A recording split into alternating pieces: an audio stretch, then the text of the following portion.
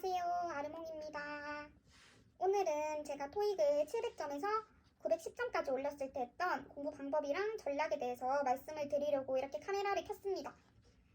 일단 저는 팝송이나 심지어 영어를 쓰는 영화조차도 안 듣고 안 볼 정도로 그 영어 자체에 대한 흥미도 없었고 엄청 싫어했거든요. 기본적인 문법 지식, 예를 들어서 1형식부터 5형식 이런 것도 1형식 빼고는 진짜 주어 동사 말고는 다 까먹은 채로 토익을 시작을 했어요. 작년 4월부터 6월까지 2달 동안 공부했고 엄청 대단한 공부 방법이나 전략이 있는 건 아니지만 말씀드릴게요. 먼저 일시부터 말씀을 드릴게요. 파트 1은 헷갈리는 어휘들을 먼저 정리를 했어요. 예를 들면 wearing, putting on 이런 거요. 좀 부끄러운 거긴 하지만 저는 처음에 이거 두 개의 차이점을 잘 몰랐거든요. 다 같은 단어인 줄 알았어요. 그런데 이런 어휘들이 파트 1에 생각보다 많더라고요. 약간 그냥 알면은 바로 넘어갈 수 있는 문제인데 잘 모르고 시험을 치면 그냥 틀리라고 내는 문제인 거죠. 그래서 이런 어휘들을 한 번에 쭉 정리하고 난 후에는 따로 시간을 내서 파트 1을 공부하기보다는 그냥 틀린 문제가 있으면 그 자리에서 바로 이렇게 봐주는 그런 식으로만 했습니다. 파트 2는 질문과 보기를 듣고 한국어로 바로 바꿔서 생각하는 연습을 계속했어요.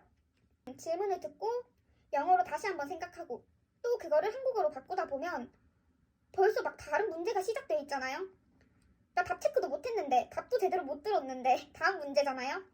그래서 질문을 듣자마자 영어를 거치지 않고 한국어로 바로 바꿔서 생각하는 연습이 제일 중요한 것 같아요.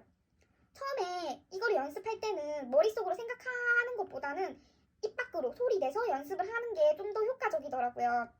그런데 이게 시험장에서는 소리를 내면 안 되잖아요. 그래서 이 연습이 익숙해진다면 입모양이나 마음속으로만 생각하는 정도로 연습을 해주시면 됩니다.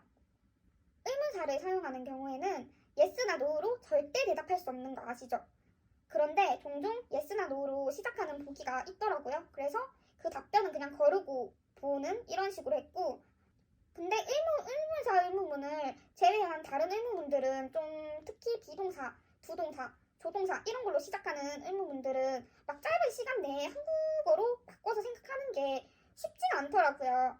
그래서 저는 이때 질문을 2개로 쪼개는 연습을 했어요.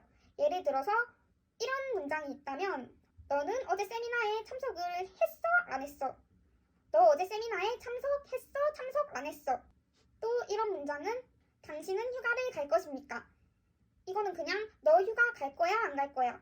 갈 거야? 안 갈 거야? 이런 식으로 동사 뭐뭐 했어? 뭐뭐 안 했어? 이렇게 문장을 2개로 이렇게 쪼개서 해석을 하니까 쉽더라고요. 근데 또 여기서 엄청 중요한 포인트는 이 문장과 이 문장 모두 같은 겁니다. 앞부분이 did로 시작하던지 didn't로 시작하던지 이거는 전혀 중요하지 않고 같은 문장이라고 생각을 해주세요. 그래서 참석을 했으면 yes고 참석을 하지 않았으면 no다. 다른 문장들도 똑같이 주어가 동사를 했으면 yes인 거고 주어가 동사를 하지 않았으면 no라고 생각을 해주시면 됩니다. 그리고 파트 3, 4는 아무래도 지문이 나오기 전에 미리 질문과 보기를 파악하는 것이 제일 중요하다고 생각을 해요. 저는 실제로 시험이 아니고 문제 이제 풀 때도 항상 실전처럼 시간을 정해서 미리 보기를 파악하는 스키밍하는 연습을 계속했습니다.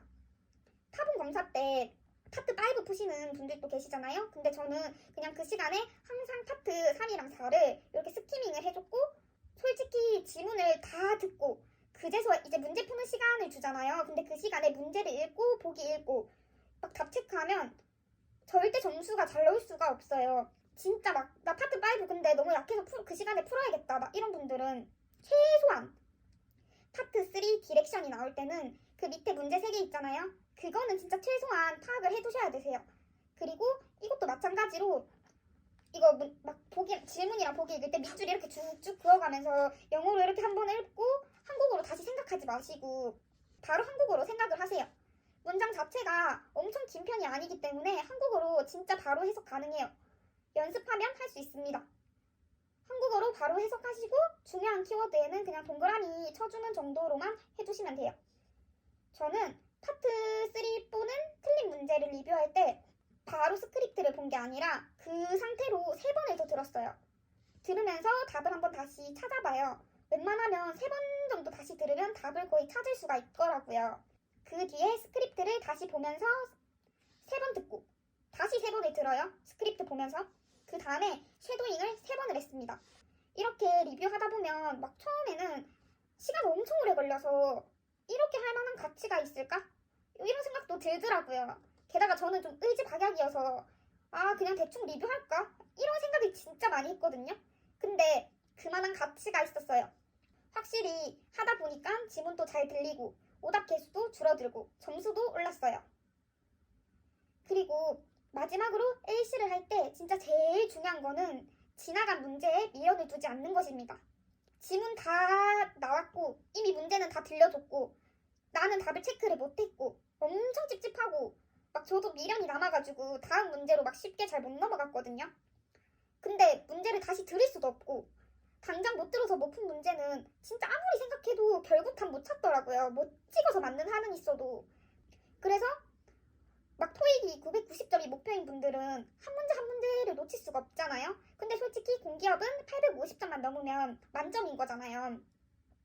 그래서 850 이제 거기서 플러스 알파 점수를 받으려는 분들은 몇 문제 틀려도 진짜 전혀 지장이 없어요. 그래서 차라리 못 푼 문제는 틀렸다 치고 그냥 찍으세요. 그리고 다음 문제를 준비하는 게 저는 진짜 훨씬 좋은 전략이라고 생각을 하거든요. 저도 실제로 AC 점수가 470점이었거든요. 근데 그 바로 다음 시험에 410점으로 떨어졌는데 이때 제가 진짜 미련을 못 버리고 지나간 문제에 막 매달리다가 진짜 갑자기 점수가 이렇게 떨어졌어요. 그래서 저는 진짜 실제로 겪어본 만큼 지나간 문제에 미련을 두지 않는 것이 LC에서는 진짜 제일 중요한 요소라고 생각을 합니다. 그리고 이번에는 RC에서 이제 파트 5랑 6. 제가 이거 제일 처음에 말씀을 드렸듯이 저 진짜 기본적인 문법 지식도 거의 없는 채로 이거 토익을 시작해가지고 사실 처음에는 학원 문법 진도 따라가는 것조차 벅찼거든요. 일단 수업은 열심히 듣는데 이해는 안 가요. 그래서 한 달 정도는 미친 듯이 학원 문법 필기만 공부했어요. 문법 필기만. 숙제랑 문법 필기만 계속 공부했어요. 학원에서 나간 진도를 하루에 진짜 최소 3번에서 많이는 10번까지 계속 돌려봤어요. 제가 파트 5, 6를 공부하면서 느꼈던 게 단어량이 진짜 중요하다는 거였어요. 초반에는 실제로 단어를 몰라가지고 엄청 쉬운 문제도 많이 틀렸어요. 저는 부족한 단어를 보충하기 위해서 해커스 노랭이 단어책을 봤고요. 저는 막 엄청 많이 본 것도 아니고 겨우 1회 독했는데 도움 엄청 많이 됐어요. 그리고 저는 또 단어를 외울 때 이거 뜻만 암기하는 것보다는 덩어리 표현을 엄청 많이 외웠어요. 예를 들어서 to 부정사랑 같이 쓰이는 단어, ing랑 같이 쓰이는 단어, 그리고 앞뒤로 같이 쓰이는 표현 같은 거 그런 거 위주로 많이 외우려고 노력했어요. 이렇게 보다 보면 시험장에서 확실히 문제를 다 안 읽어도 풀 수 있는 문제가 생기니까 문제 푸는 속도가 빨라지더라고요. 그리고 저는 맞은 문제도 틀린 문제도 모두 리뷰를 했습니다. 틀린 문제는 당연히 오답 노트까지 작성을 했지만 맞은 문제는 찍어서 맞았는지 풀어서 맞았으면 내가 푼 방법이 맞는지 그리고 그 문장 안에 있는 수거 표현 같은 거 있잖아요. 그런 것까지 다 다시 봤어요. 오답 노트는 어떻게 작성을 했냐면 노트 한 권을 주제별로 나눴어요. 저는 해커스, 카레니, 목차를 참고해서 주제로 나눴어요. 막 동사, 투부정사, 전치사 이런 식으로 목차 참고하시면 돼요. 이렇게 오답 노트 작성하다 보면 내가 어느 유형에 약한지 진짜 딱 한눈에 파악이 가능하시거든요. 그래서 시험 전에 엄청 유용했어요.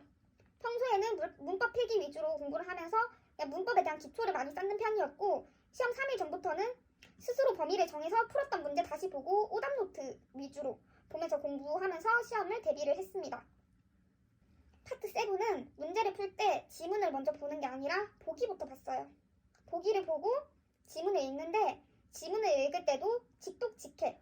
근데 직독직해도 경어체로 딱딱하게 해석하지 않고 평소에 내가 사용하는 어투로 해석을 했습니다.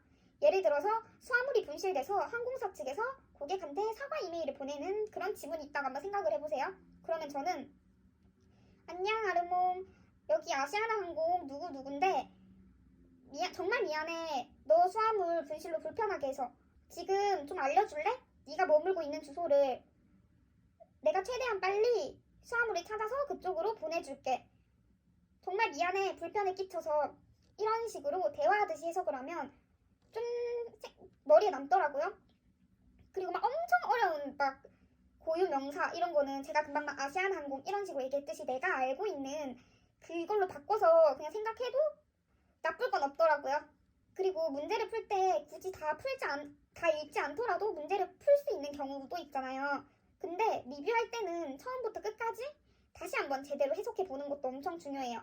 리뷰할 때 형광펜을 사용해가지고 답의 근거가 되는 문장을 표시해주세요. 파트 7 같은 경우는 막 얼렁뚱땅 감으로 푸는 게 아니라 근거를 찾는 게 엄청 중요하거든요. 그게 핵심이에요. 그래서 이렇게 리뷰를 할 때 형광펜으로 근거를 찾아서 표시하는 연습을 꾸준히 하다 보면 실제 시험 문제 풀 때 훨씬 수월할 거예요. 그리고 더블 지문, 트리플 지문이 단문보다 100점 훨씬 높은 거 다들 아시죠? 만약 막 혹시 풀다가 시간이 모자라요. 그래서 더블, 트리플 다 찍었다. 이러면 고득점 못 받아요. 그래서 저는 1시를 풀고 난 뒤에 바로 164번이 포함된 지문으로 넘어갔어요. 이 지문이 웬만하면 단문 중에서 제일 긴 지문일 거예요. 그래서 그거 풀고 바로 더블 풀고 트리플 풀고 다시 단문 제일 처음으로 돌아가서 그렇게 문제를 풀었거든요. 그래서 시간이 없어서 찍더라도 단문을 찍는 것이 훨씬 유리한 거 알아두시면 좋을 것 같아요. 또 저는 원래 파트 5, 6, 7 이렇게 순서대로 풀었거든요. 근데 막 파트 5 같은 경우는 고심해서 풀 게 아니잖아요. 문제를 그냥 속전속결로 이렇게 푹푹푹 풀고 지나가야 되는데 저는 머리에 든 것도 없었고 계속 쳐다보고 있으면 답 생각날까봐 진짜 막 문제 진짜 열심히 봤거든요. 그래서 20분 넘게 풀었어요. 그러니까 항상 파트 7은 시간이 모자라고 그래서 결국 다 못 풀고 이러니까 400점 넘는 게 진짜 어렵더라고요. 400점을 그냥 넘은 적이 없었죠. 그래서 파트 7 풀고 5, 6 이 순서대로 푸는 걸로 전략을 바꿨거든요.